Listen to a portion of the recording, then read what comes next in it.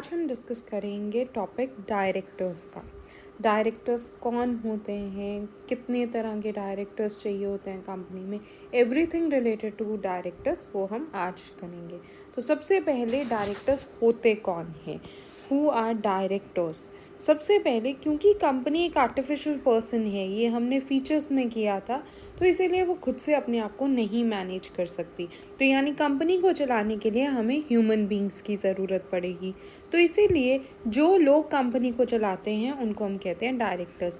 Individually उनको directors कहा जाता है। जैसे ए पर्सन अगर कंपनी को चला रहा है वो एक डायरेक्टर है, बी पर्सन कंपनी को चला रहा है वो डायरेक्टर है। 3 या 4 डायरेक्टर्स, जितने मर्जी डायरेक्टर्स हो सकते हैं। वो भी हम करेंगे कि क्या मैक्सिमम लिमिट है, क्या मिनिमम लिमिट है। तो इंडिविजुअली इनको कहते हैं हम डायरेक्टर्स, और इकट्ठे मिलके, जैसे 5 अगर डायरेक्टर्स हैं एक कंपनी में तो उनको इकट्ठे मिलके कहा जाता है कि वो हैं बोर्ड ऑफ डायरेक्टर्स। अब डायरेक्टर्स का बहुत इम्पॉर्टेंट रोल है कंपनी को चलाने में, क्योंकि ये डायरेक्टर्स ही हैं जो कंपनी की परफॉर्मेंस के लिए रिस्पॉन्सिबल हैं, क्योंकि हर डिसीजन डायरेक्टर ले रहा है कंपनी के लिए। तो किस तरीके से कंपनी चलेगी, क्या उसके ऑब्जेक्टिव होंगे, कैसे ऑब्जेक्टिव्स को अचीव किया जाएगा, ये सारी चीज़ें कौन चलाएगा, बोर्ड ऑफ डायरेक्टर्स। इनफैक्ट ये एक कोर टीम होती है जो कि किस तरीके से सिलेक्ट की जाती है, through articles of association. Company के एओए में मेंशन होगा कि क्या एलिजिबिलिटी क्राइटेरिया है, कौन सा डायरेक्टर होगा, कौन से डायरेक्टर को हम अपॉइंट कर सकते हैं, अपॉइंटमेंट होगी कैसे, वो सारी चीज़ें जो है कंपनी के आर्टिकल्स ऑफ एसोसिएशन में लिखा होगा। अब आते हैं मेन चीज़ पे, legal position of a director. Director जो है वो कौन सी पोजीशन पे है, क्योंकि हम लॉ के अकॉर्डिंग बात कर रहे हैं तो ये जानना ज़रूरी है डायरेक्टर कौन है कंपनी के लिए। सबसे पहला, एज एजेंट।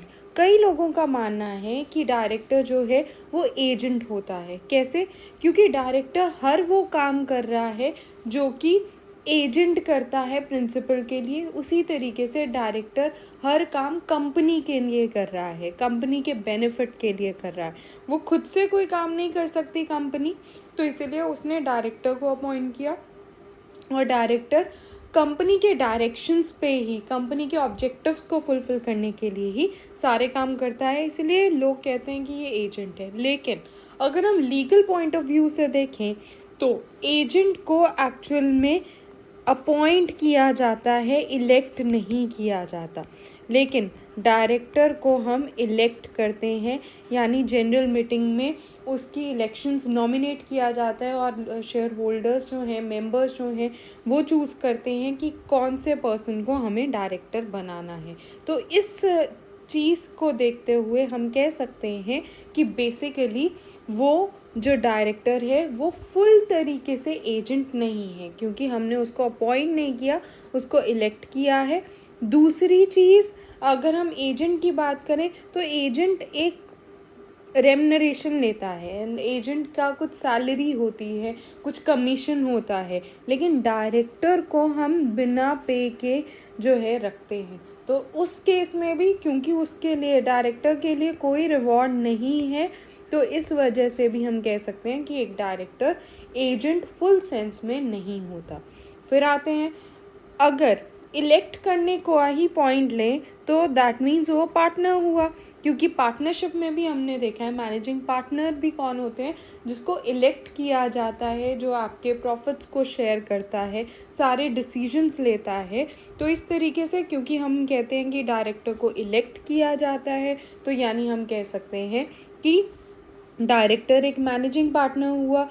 वैसे भी डायरेक्टर हर वो काम करता है जो एक पार्टनर करता है, जैसे कि शेयर्स अलॉट करना, कॉल्स जो मेक करना, फोरफीट करना शेयर्स को। तो ऐसे सारे काम, एडमिनिस्ट्रेटिव वर्क जो है वो जिस तरीके से पार्टनर करता है उसी तरीके से डायरेक्टर भी काम करता है। लेकिन स्टिल अगर हम देखा जाए, फिर भी हम कहेंगे लीगल सेंस में डायरेक्टर एक मैनेजिंग पार्टनर भी नहीं है। क्यों नहीं है? क्योंकि एक्चुअल में पार्टनर जो है वो कभी रिटायर नहीं होता, लेकिन डायरेक्टर को स्पेशली अगर हम पब्लिक कंपनी की बात करें तो रोटेशन वाइज रिटायर होना कंपलसरी है, ठीक है। तो डायरेक्टर जो है अदरवाइज रिटायर होता है, लेकिन मैनेजिंग पार्टनर कभी रिटायर नहीं होता। तो अगेन इस पॉइंट को भी देखें तो भी हम कह सकते हैं कि लीगल सेंस में डायरेक्टर जो है मैनेजिंग पार्टनर भी नहीं है। देन आते हैं ट्रस्टी पे। तो फिर अगर मैनेजिंग पार्टनर नहीं है तो ट्रस्टी होगा, क्योंकि एक ट्रस्ट की तरह जो डायरेक्टर है कंपनी के साथ कंपनी के बेनिफिट के लिए सारे काम करता है, कंपनी के बिहाफ पे डिसीजंस लेता है। जिस तरीके से आप एक ट्रस्टी ट्रस्ट के बिहाफ पे डिसीजन लेता होता है, सेम उसी तरह सारे काम जो है डायरेक्टर कंपनी के बिहाफ पे करता है। इनफैक्ट जो रिलेशन डायरेक्टर का होता है कंपनी के साथ, वो वैसा ही रिलेशन होता है कि जैसा ट्रस्टी जो है ट्रस्ट पे के लिए, उसके बेनिफिट के लिए, उसके कॉन्फिडेंस के लिए जो है सारे काम करता है। तो उसी तरीके से डायरेक्टर भी वही सेम काम करता है कंपनी के लिए। तो उस हिसाब से हम कह सकते हैं कि डायरेक्टर जो है एक ट्रस्टी हुआ, बट एक्चुअल में फुली सेंस में डायरेक्टर जो है वो ट्रस्टी भी नहीं होता, क्योंकि जैसे ट्रस्टी की हम बात करें तो ट्रस्टी ट्रस्ट के हिसाब से अगर उसे लगता है कि कुछ गड़बड़ हो रही है, कोई थर्ड पार्टी ट्रस्ट के रिलेटेड कुछ गड़बड़ कर रहा है, तो ट्रस्टी अपने नाम से केस फाइल कर सकता है। ट्रस्टी का उस ट्रस्ट पे फुल फ्लेज हक होता है। बट यहाँ पे डायरेक्टर किसी थर्ड पर्सन के ऊपर केस फाइल नहीं कर सकता कंपनी के बिहाफ पे, कंपनी के नाम से ही केस फाइल करना पड़ेगा। दूसरी चीज़, कंपनी की प्रॉपर्टी पे डायरेक्टर का कोई हक नहीं है, सिर्फ कंपनी ही लीगल ओनर है अपनी प्रॉपर्टी की। तो उस सेंस में भी हम कह सकते हैं कि डायरेक्टर एक ट्रस्टी नहीं होता। अगर ये 3 पोजीशंस नहीं होती तो डायरेक्टर होता क्या है? डायरेक्टर एक फिड्यूशरी पोजीशन पे है, मतलब डायरेक्टर उस पोजीशन पे है जिसको हम कहते हैं position of trust and confidence. ये पोजीशन पे है, यानी जो भी वो काम करेगा वो बेनिफिट के लिए करेगा कंपनी के, और यही एक सेंस है, यही एक लीगल पोजीशन है डायरेक्टर की। इसको हम ऑफिसर्स भी कह सकते हैं, ठीक है। इसको हम नाम बहुत सारे दे सकते हैं, बट मेजर जो काम है डायरेक्टर का वो वही है कि कंपनी के बिहाफ पे जो भी डिसीजंस लेना वो उस तरीके से लेना कि वो सिर्फ कंपनी के बेनिफिट के लिए हो। तो ये है legal position of a director. Then minimum और मैक्सिमम नंबर ऑफ डायरेक्टर्स एक कंपनी में कितने हो सकते हैं? अगर हम मिनिमम नंबर ऑफ डायरेक्टर्स की बात करें, एटलीस्ट 3 डायरेक्टर्स होने चाहिए पब्लिक कंपनी में। प्राइवेट कंपनी में एटलीस्ट 2 डायरेक्टर्स होने चाहिए। 1 पर्सन कंपनी में एटलीस्ट 1 डायरेक्टर हो सकता है, और मैक्सिमम नंबर ऑफ डायरेक्टर्स जो हैं वो 15 हो सकते हैं। और इसको कभी भी स्पेशल रेजोल्यूशन पास करके बढ़ाया भी जा सकता है। इस 15 नंबर को आप इंक्रीज भी कर सकते हो, आपको सिर्फ एक स्पेशल रेजोल्यूशन जो है वो पास करना पड़ेगा। नेक्स्ट है विमेन डायरेक्टर।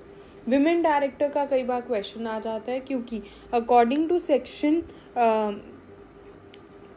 और अकॉर्डिंग टू कंपनीज एक्ट 2013, तो उसके अकॉर्डिंग विमेन डायरेक्टर होना ज़रूरी है, ये मैंडेटरी हो गया है 2013 के बाद।